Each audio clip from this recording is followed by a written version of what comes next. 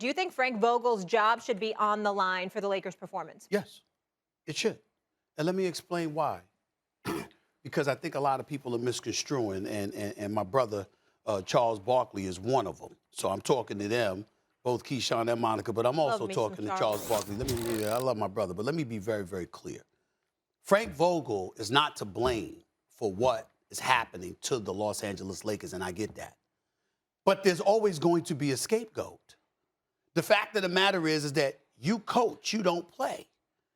You got the head coaching job because of your prowess as a defensive mind.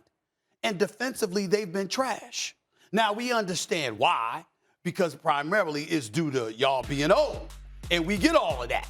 And he's not the one that picked the roster, so you could throw Rob Pelinka up in there. But damn, he had to capitulate to what LeBron James and AD wanted. So what's he supposed to do, Key? He's supposed to sit up there. LeBron James and Anthony Davis come to you and they're like, yeah, man, let's get Russell Westbrook here. You supposed to say no? You Rob Pelinka? Now, if you Jerry West, you can say no. You some of these, you Danny Ainge or somebody, you can say no. You Rob Pelinka, you ain't in no damn position to say no to LeBron James and Anthony Davis. Jeannie Buss can say no, but damn, they trying to sell tickets in la. You understand? LeBron James is your marquee. What he wants, he's supposed to get. So when you look at it from that perspective, now I'm Frank Vogel. And now I'm looking at it from the standpoint, again, I know it's not his fault. I know that I think he's a pretty damn good coach. But the problem is the roster ain't going anywhere, and you can't seem to touch the pulse of the players to maximize. Now, Anthony Davis was out, and that's different, and they were better considerably defensively when Anthony Davis was there than him being out. We understand that. But what I'm saying is that when we talk about somebody being accountable, if I'm the owner, here's what I'm doing. This is my squad. It better be a problem. When we got a problem, it better be on offense. Because defense is what you do. No matter what, you figure that part out.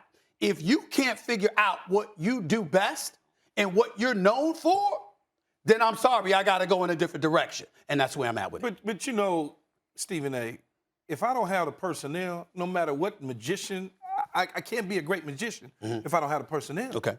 Caruso, KCP, gone. You bringing in a bunch of old guys, like you're saying, asking me to implement my system in such a short period of time. And now I'm missing my main ingredient in terms of AD. 7 and 10, as she said, in the last 17 games. Let's see what it looks like when he gets back. If the defense looks like it looked the last 17 games, then that's an issue. But as of right now, because when he was actually playing, the defense was a whole lot better. You can agree to that, right? Yeah. Whole lot better. Davis. You talking about Anthony Davis? Anthony Davis. Yes, sir. It was a whole lot better. So let's see in the next couple weeks where it's at when he comes back. Yeah, I'm not talking about get rid of him today. I'm not saying well, I mean, the question is, should he be in jeopardy? Monica, where are you? He's jeopardy. I'm not firing today. Yeah, okay. All right, so y'all got to bear with my voice this morning. Sure. Don't do that, Key. Anyway, yes, take your time. Thank you. Thank you, Stephen. You need to take a sip first. It's hot. I'm going to start sweating. Okay. The answer is yes. His job should be on the line because, and it's very simple, heavy is the head that wears the crown. Should he ultimately be fired as we consider this whole conversation?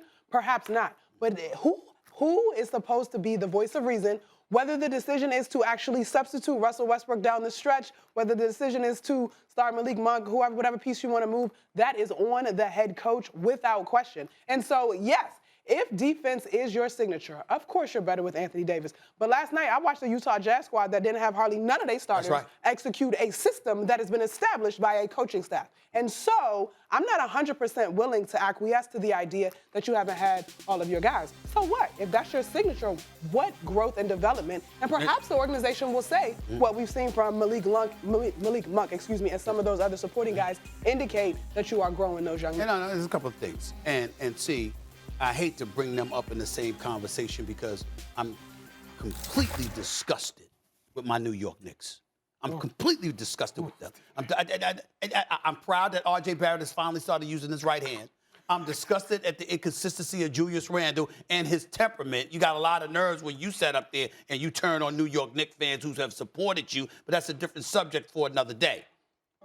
When we look at Tom Thibodeau, you acquire Kemba Walker, Evan Fournier, We lamented the state of affairs involving his defense because he's known for that, and they were struggling earlier on in the season. You do an exceptional job doing post-game for the New York Knicks, right? Pre-game as well. So you know what I'm talking about. What happened, Key? Tom Thibodeau made adjustments. Yeah. Went back to being Tom Thibodeau, regardless of the personnel. What I'm saying to you is this. Give Tom Thibodeau LeBron and Russ and Malik Monk, even Stanley Johnson, Avery Bradley, and give Tom Thibodeau that. You like that, and watch Lakers what fan? happened. I'm saying to you this, Frank Vogel is a champion.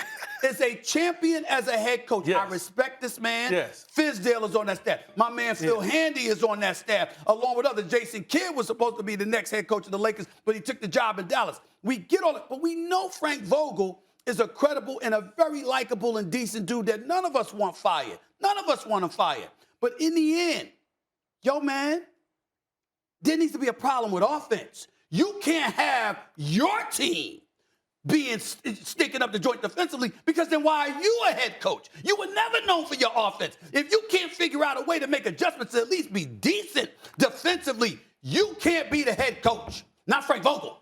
Not Frank Vogel. But it all boils down to the personnel and the age and the legs I and just things told of that you that's nature. not the case always. I understand I just told you that. I understand what you're saying, Stephen A., that he needs to make adjustments.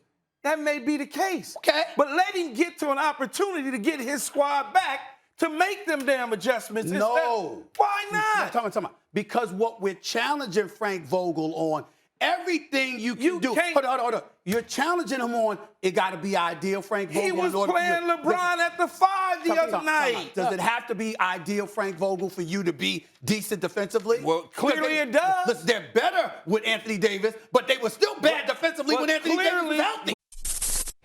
Thanks for watching ESPN on YouTube. For live streaming, sports, and premium content, subscribe to ESPN+.